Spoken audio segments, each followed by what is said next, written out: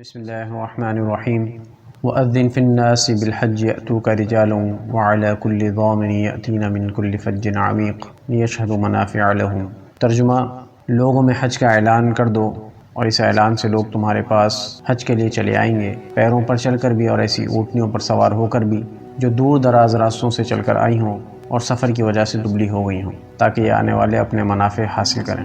بیت اللہ شریف کی سب سے پہلی تعمیر میں اختلاف ہے کہ حضرت آدم علیہ نبینا علیہ السلام نے بنایا یا ان سے پہلے فرشتوں نے بنایا تھا، حتیٰ کہ بعض نے کہا ہے کہ زمین کی سب سے پہلی ابتدا اسی جگہ سے ہوئی کہ پانی پر ایک بلبلے کی شکل تھی، جس سے پھر بقیہ زمین کا حصہ پھیلایا گیا، لیکن حضرت نوح علیہ السلام کے زمانے میں جب طوفان آیا تو یہ مکان اٹھا لیا گیا تھا۔ اس کے بعد حضرت ابراہیم علیہ السلام نے حضرت اسماعیل علیہ السلام کی مدد سے اس کی تعمیر کی، جس کا تذکرہ پہلے پارے میں وَإِذْ يَرْفَعُ إِبْرَاهِيمُ الْقَوَاعِدَ مِنَ الْبَيْتِ وَإِسْمَاعِيلُ میں ہے۔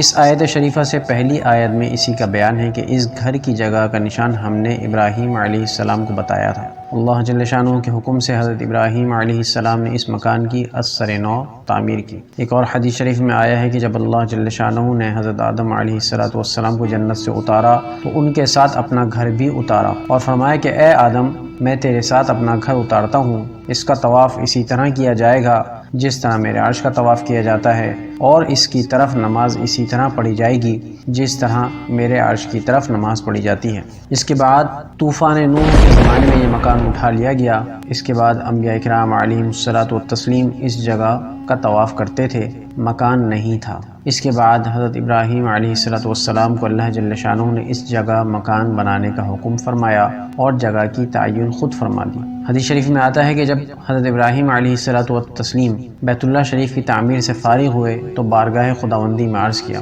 کہ تعمیر سے فراغت ہو چکی ہے۔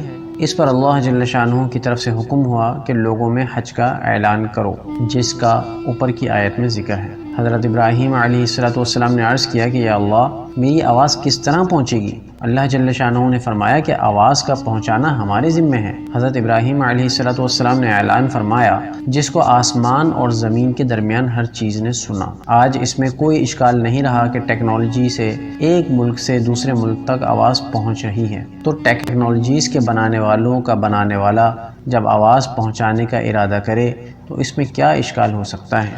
دوسری حدیث میں ہے کہ اس آواز کو ہر شخص نے سنا اور لبیک کہا، جس کے معنی ہیں کہ میں حاضر ہوں۔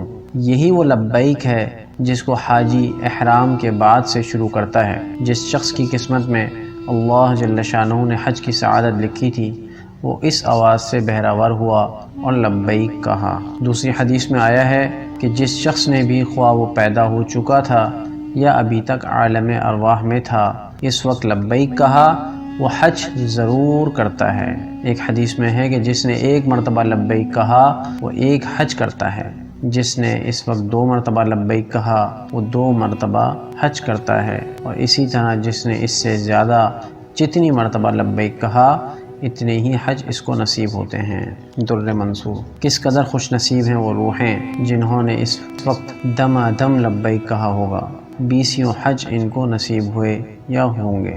حج کا زمانہ چند مہینے ہیں جو مشہور اور معلوم ہے، یعنی 1 ذی الحجہ سے 10 ذی الحجہ تک۔ بس جو شخص ان ایام میں اپنے اوپر حج مقرر کرے کہ حج کا احرام باندھ لے تو پھر نہ کوئی فحش بات جائز ہے اور نہ حکم عدولی درست ہے اور نہ کسی قسم کا جھگڑا زیبا ہے، بلکہ اس کو چاہیے کہ ہر وقت نیک کام میں لگا رہے، اور جو نیک کام کرو گے حق تعالی شانہ اس کو جانتے ہیں، ان کو ہر شخص کی ہر بات کا ہر وقت علم رہتا ہے، اس کے موافق اس کو جزا یا سزا دیتے ہیں، اس لیے ان نیکیوں کا بدلہ بہت عطا فرمائیں گے جو ان مبارک اوقات میں کی جائیں گی۔ فحش بات 2 طرح کی ہوتی ہے، ایک وہ جو پہلے سے بھی ناجائز تھی، اس کا گناہ حج کی حالت میں کرنے سے زیادہ ہو جاتا ہے۔ دوسری وہ جو پہلے سے جائز تھی، جیسا کہ اپنی بیوی سے بے حجابی کی بات کرنا، حج میں وہ بھی جائز نہیں رہتی۔ اسی طرح حکم عدولی بھی 2 طرح کی ہے، ایک وہ جو پہلے ہی سے ناجائز تھی، جیسا کہ سارے گناہ ان کی معصیت